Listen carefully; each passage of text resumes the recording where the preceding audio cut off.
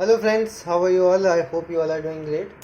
तो पिछली क्लास में मैंने इसका न्यूमेरिकल कराया था आपको स्लट्सकी की अप्रोच से, जो प्राइस इफेक्ट और इनकम इफेक्ट कैसे निकाला जाता है। ठीक है, तो मेरे को पिछली क्लास में कहीं जाना पड़ गया था, इसलिए मैंने यहाँ पे न्यूमेरिकल करा के एंड कर दी थी। इसका डायग्राम हमने नहीं करा था, तो इस क्लास में मैं डायग्राम बनाता हूँ इसी सेम क्वेश्चन का, और एक बार फिर से क्या कहते हैं मैं समझा भी देता हूँ। तो हमारे क्वेश्चन में क्या था, हमने यूटिलिटी फंक्शन लिया था well behaved x1 into x2। Money income 5,000 थी, P1 था आपका 20, P2 था 2 रुपये। ठीक है, और P1 फिर किस में चेंज हुआ था, P1 का चेंज हुआ था, P1 डिक्रीज हुआ था और वो हो गया था 10 रुपये। ठीक है, आपको इसमें बताना था price effect, substitution effect, income effect using which approach, Slutsky की अप्रोच। ठीक है, स्लट्सकी की अप्रोच चल रही है क्योंकि अभी हिक्स की बाद में करेंगे। तो हमने क्या करा था, मैंने टेबल के थ्रू आपको समझाया था initial budget line, pivoted budget line और आपका शिफ्टेड बजट लाइन। ठीक है, ये मैं आपको अब डायग्राम से समझाऊंगा, मतलब डायग्राम बनाऊंगा, फिर ये सारी चीज़ें फिर से एक बार बताऊंगा। ठीक है, तब आपको बहुत अच्छे से समझ में आ जाएगी। तो ये बना लेता हूँ मैं डायग्राम। और एक ले लो आपकी इनिशियल बजट लाइन। ठीक है, ये हो गई आपकी ए बी इनिशियल। और फिर क्या कहते हैं, प्राइस कम हुआ तो ये आपकी पाइवट हो गई, और ये बी डैश।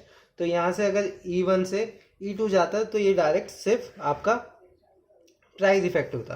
अगर मैं प्राइस इफेक्ट की बात करूँ तो प्राइस इफेक्ट मान लो ये E1 हो गया, IC1, और ये आपका E1 हमारा कितना आया था, X1, ये देख लो यहाँ पे E1 हमारा आया था 125 और 1250। तो X2 तो आपका 1250 आया था, और ये आया था हमारा 125, X1 जो आया था। ठीक है, अब ये फिर हम सिर्फ प्राइस इफेक्ट देख रहे हैं। अभी भाई प्राइस के चेंज होने पे क्या हुआ था, अभी इसका बाइफर्केशन होगा जो सब्स्टिट्यूशन और इनकम इफेक्ट में देखेंगे। ठीक है, पर अभी के लिए सिर्फ प्राइस इफेक्ट बता रहा हूँ। और फिर आपने क्या देखा कि जो शिफ्टेड मतलब ए बी डैश है, शिफ्टेड बजट लाइन, उसमें अगर आप देखोगे तो X1 स्टार आया था 250 और X2 आपका सेम था। तो अगर E2 की बात करो तो वो बिल्कुल इसके सामने आएगा, और ये आपका आ जाएगा 250। ठीक है, ये IC2 होगा फिलहाल के लिए, और ये आपका E2। तो सिर्फ प्राइस इफेक्ट की बात करूँ तो यहाँ तक आपकी कहानी जो है वो खत्म हो जाती है। पर हमें तो इसको इनकम इफेक्ट भी बताना है, सब्स्टिट्यूशन इफेक्ट भी बताना है, तो उसके लिए हम बनाएंगे एक दूसरा डायग्राम। ठीक है, यहाँ पे वही इनिशियल, फिर आपकी क्या हुई आपका, फिर क्या कहते हैं पहले, हाँ इसमें ये बात ध्यान रखना, आप पाइवट और शिफ्ट में कंफ्यूज हो रहे होंगे। तो सबसे पहले क्या कहते हैं, इनिशियल पे आपका IC1 आ गया। ठीक है, ये हो गया आपका E1। अब इसमें क्या हुआ, अब जब price of one good one reduce हुआ वो, तो जो आपकी CD है, इसे पाइवटेड इसलिए कहा गया, ये E1 से होके जाएगी फिर, क्योंकि E1 वो उस पॉइंट पे अफोर्ड कर सकता है। क्योंकि आपका स्लट्स की भाई साहब जो है वो ये अज्यूम करते हैं कि आपकी जो रियल इनकम है वो सेम रहनी चाहिए, मनी इनकम कुछ इस प्रकार से आपको एडजस्ट करनी है। ठीक है, तो इसलिए इस प्रकार से कुछ ये पाइवट हो जाएगी, ये हो गई आपकी पाइवट, और इसलिए इसका नाम दिया गया है क्या, CD। ठीक है, तो आप इसमें कंफ्यूज मत हो जाना, वो मैं ड्राइंग के उसमें क्या कहते हैं जल्दी जल्दी में ये बना रहा था। पर पहले ये बनना, फिर आपकी पाइवट हुई, E1 से पास होती है, क्योंकि E1 वहाँ पे अफोर्डेबल होता है। मनी इनकम आपको कुछ इस प्रकार से एडजस्ट करनी है कि आपकी जो रियल इनकम है वो सेम रहे। ठीक है, तो फिर आपकी ये पाइवट हो गई ऐसे घूम के। और उसके बाद क्या हुआ, उसके बाद आपका शिफ्ट लगेगा जो कि होती है ए बी डैश, इसलिए हमें शिफ्टेड बजट लाइन जो ली है वो ए बी डैश इसलिए ली गई है। तो अब इसके बाद जब पाइवट हो गई, इसके बाद जो मतलब हमने मनी इनकम इससे छीनी थी वो इसे क्या कहते हैं वापस दे दी, क्योंकि हमें अब इनकम इफेक्ट भी निकालना है कितना हुआ था। ठीक है, उसे सेग्रीगेट करना है, तो इसलिए जब वो वापस दी वो फिर से कितनी हो गई आपकी, 3750 से 5000 हो गई जितनी पहली थी। तो इसलिए यहाँ पे शिफ्ट लग गया, और ये इस प्रकार से हो गई। और ये ज़्यादा क्यों बी का परचेज कर सकते हैं, क्योंकि आपका प्राइस ऑफ वन जो है वो डिक्रीज हुआ है इस केस में। तो इस केस में अगर आप देखोगे तो सबसे पहले इनिशियल बजट लाइन कौन सी हो गई, इनिशियल आपकी ए बी हो गई, जिसपे आपका E1 आया है। और E1 में आप देखोगे जो हमने निकाला था, डायरेक्ट मैंने डिमांड फंक्शन निकाल दिया था, क्या होता है M/2P1। तो यहाँ पे अगर रखोगे तो क्या आ जाएगा, X1 125, X2 1250। तो ये यहाँ पे लिख दो। ठीक है, 125 X1 और ये 1250। ठीक है, ये हो गई कहानी पहली खत्म। ठीक है, अब आ जाते हैं दूसरी पे, दूसरी पाइवेटेड बजट लाइन, ये मैंने आपको बताई दिया, ये पाइवेटेड मैंने किस हिसाब से कही है, ये एक पॉइंट पे क्या कहते हैं पाइवेट हो गई, घूम गई, ठीक है, ये शिफ्ट नहीं हुई, और शिफ्ट उसके बाद लगा है, ठीक, ये चीज आपको पता होनी जरूरी है कि मैं किसको क्या कह रहा हूँ। हिक्स में ही ना मैं इस वाली लाइन को आप क्या कहते हैं कंपेंसेटेड बजट लाइन कहोगे, और यहाँ पे क्या कहोगे, यहाँ पे पाइवेटेड बजट लाइन, ठीक है। फिर क्या हुआ, आपकी लाइन जो है वो पाइवेट हो गई, पाइवेट होने के बाद मतलब इसमें क्या करते हैं स्लेट स्कीम में, आपको जो मनी इनकम है वो कुछ इस प्रकार से एडजस्ट करनी है कि जो आपकी रियल इनकम है वो सेम रहे। भाई अब प्राइस कम हुआ है तो आपकी जो रियल इनकम है वो तो बढ़ेगी, है ना, इसका प्राइस कम हो गया तो रियल इनकम बढ़ गई, आप ज़्यादा खरीद सकते हो। पर इसमें तो हमें ऐसा केस करना है कि इसकी जो रियल इनकम है वो सेम रहे। तो ये कैसे होगा, ये तभी हो सकता है कि जो उसकी इनकम बढ़ी है वो उससे वापस ले लो, ठीक है। तो उसकी इनकम कितनी बढ़ी थी, फिर हमने इससे निकाला था फॉर्मूले से, डेल्टा एम क्या होता है, M1 माइनस एम, जो न्यू इनकम है उसकी बढ़ी है और जो उसकी पुरानी थी, तो इतना चेंज हुआ है। तो ये हो गया था एम डैश कितना हो गया था, जो नई इनकम पे क्या कहते हैं जो नए प्राइजेस पे आपकी रियल इनकम हुई थी, मनी इनकम हुई थी, वो ये हो गई थी, और पुराने प्राइस वाली इतनी थी। अब ये इससे ये कट गया था, P1 डैश माइनस P1 आ गया था इंटू X1, ये डेल्टा P1 हो गया। और फिर डेल्टा P1 कितना था, चेंज इन प्राइस कितना हुआ है 10 रुपये का, और इंटू X1 कितना है आपका 125, 10 इंटू 125 ये हो गया आपका 1250। इतना भाई चेंज आया था, पर हमें इसकी रियल इनकम कांस्टेंट कर लिए, तो ये हमने 1250 इससे छीन लिए, तो इस पे कितने बचे 3750। नया प्राइस है 10 2 और वन इनकम है 3750। यहाँ पे हमने वही डिमांड फंक्शन लगा दिया, X1 कितना था M/2P1, ठीक है, 187.5 आ गया। X2 कितना था 937.5, मतलब वही डिमांड फंक्शन लगा के X2 आपका इतना आ गया, ठीक है। पर हम X1 के उससे देख रहे हैं, तो X2 का हमें वैसे भी कुछ करना नहीं है, ठीक है, यहीं से देखेंगे, क्योंकि P1 में चेंज हुआ है तो सारा X1 में खेल चलेगा। तो X1 का ये आप प्राइस इफेक्ट, इनकम इफेक्ट ये सब देखोगे। तो ये हो गई यहाँ तक की कहानी, और हमने ये इसलिए भी करा क्योंकि हमें इस वक्त सब्सटीट्यूशन इफेक्ट देख रहे हैं। तो सब्सटीट्यूशन इफेक्ट देखते वक्त बाकी सारे मतलब जो मनी इनकम वगैरह रियल इनकम है वो आपको कांस्टेंट रखनी पड़ेगी, ठीक है। उसमें सिर्फ आपका रिलेटिव प्राइस के चेंज होने पे क्या चेंज आता है वो देखेंगे, तो मनी इनकम कांस्टेंट इसलिए रखनी पड़ी है, ठीक है। और ये E1 से इसलिए पास होता है, ये E1 से जो CD है वो इसलिए पास होती है क्योंकि वो इसके बाद भी जो E1 पॉइंट है उसे अफोर्ड कर सकता है ये मनी इनकम जब लेंगे, ठीक है। ये उसकी अजम्पशन थी जो रियल इनकम कांस्टेंट रखने की, इसी कारणवश वो आप E1 से पास कराते हैं। तो ये हो गई पाइवेटेड की कहानी। पाइवेट का भी यहाँ पे लिख लेते हैं, X1 डैश 187.5 और X2 डैश 937.5।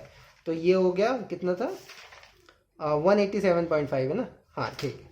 तो ये हो गया, यहाँ पे ले लेते हैं IC2, और ये हो गया E2, ये हो गया आपका 187.5 और ये आपका 937.5, ठीक है। यहाँ तक हो गई भाई IC2 की कहानी। अब आ जाते हैं हम इनकम इफेक्ट देखेंगे। अब फिर क्या हुआ, जितनी इनकम वापस ली थी 1250 रुपये हमने उसे वापस दे दी, क्योंकि अब हमें इनकम इफेक्ट देखना है। हमें अब इनकम इफेक्ट देखना है तो इनकम का चेंज होना जरूरी है, रियल इनकम का। तो इसलिए हमने जो उसकी इनकम वापस ली थी सब्सटीट्यूशन इफेक्ट निकालने के लिए, वो अब हमने वापस दे दी, क्योंकि अब हमें इनकम इफेक्ट देखना है। तो इसके लिए अब पहले वाली इनकम हो गई और प्राइजेज आपके वही 10 और 2 जो चेंज प्राइजेस थे वो, क्योंकि इसके लिए आपका ये बेस चल रहा है अभी। और हाँ ठीक है, तो फिर वही X1 स्टार निकाल लो, ये 250 आ जाएगा, X2 स्टार आपका 1250 आ जाएगा, क्योंकि X2 में तो प्राइजेस तीनों में आप देखोगे सेम ही रहेगा, कोई चेंज नहीं आया है। तो ये किस साइड आएगा, मतलब ये वाला जो E3 आएगा ये आपका इसके बिल्कुल स्टार्टिंग में आ जाएगा, क्योंकि X2 तो आपका पूरा वही है। तो ये हो जाएगा IC3, ये हो जाएगा आपका E3 और ये हो जाएगा आपका 250, ठीक है। ये आपका प्रॉपर पूरा डायग्राम बन गया। अगर मुझे ना यहाँ पे प्राइस इफेक्ट डायरेक्ट निकालना होता तो मैं नॉर्मल इससे निकाल देता कि भाई प्राइस के चेंज पे क्वांटिटी में क्या चेंज आया, ठीक है। वो यहाँ से डायरेक्ट ये निकल रहा था कि 125 का आपको प्राइस इफेक्ट आया है डायरेक्ट, ठीक है, ये पॉजिटिव में आया, ठीक है। पर हमें क्या कहते हैं इसका इनकम इफेक्ट भी निकालना था और सब्सटीट्यूशन इफेक्ट भी, वो उसके चक्कर में हमें ये सारी चीज़ें, ये जो खेल है वो रचना पड़ा। और अगर आप देखेंगे अब यहाँ से पहले तक इसे हटा दूँ तो यहाँ तक आप देखोगे यहाँ पे सिर्फ रिलेटिव प्राइसेस चेंज हुए हैं, उसके चेंज पे क्वांटिटी में क्या चेंज आया वो क्या बताता है आपका सब्सटीट्यूशन इफेक्ट। तो X1 डैश में से ये माइनस कर लो, आपका सब्सटीट्यूशन इफेक्ट आ जाएगा जो कि 62.5 है। फिर यहाँ से इसे छुपा दूँ और इन दोनों को देखें तो इसमें क्या चेंज हुआ है, इसमें से मनी इनकम चेंज हुई है, प्राइजेस दोनों के कांस्टेंट है, ठीक है, यहाँ पे देख सकते हो दोनों के प्राइसेस कांस्टेंट है, सिर्फ मनी इनकम चेंज हुई है। तो मनी इनकम के चेंज होने पे जो चेंज आता है आपकी क्वांटिटी ऑफ गुड में, उसे क्या कहते हैं, इनकम इफेक्ट। इसमें से फिर क्या 250 में से 187.5 माइनस कर दो, ये आ गया 62.5। ठीक है, अब अगर प्राइस इफेक्ट निकालना है तो आप बस ये पीछे वाली को छुपा दो। ठीक है, क्योंकि यहाँ पे क्या हो रहा है, यहाँ पे इनकम सेम है आपकी, है बस प्राइस में चेंज आ रहा है, यहाँ से 20 है यहाँ पे 10 हो गया, इनकम आपकी शुरू से सेम है। तो यहाँ से 250 में से 125 माइनस कर दो 125, या direct substitution plus income effect को प्लस कर दो, तब आपका प्राइस इफेक्ट 125 आ जाएगा। आशा करता हूँ बहुत अच्छे से समझाया है आपको, बिल्कुल एक एक पॉइंट इसका क्लियर रह गया होगा और प्रेजेंटेशन भी इसकी समझ में आ गई होगी। ये बहुत इंपॉर्टेंट है, इसलिए मैं टाइम लगा के समझा रहा हूँ।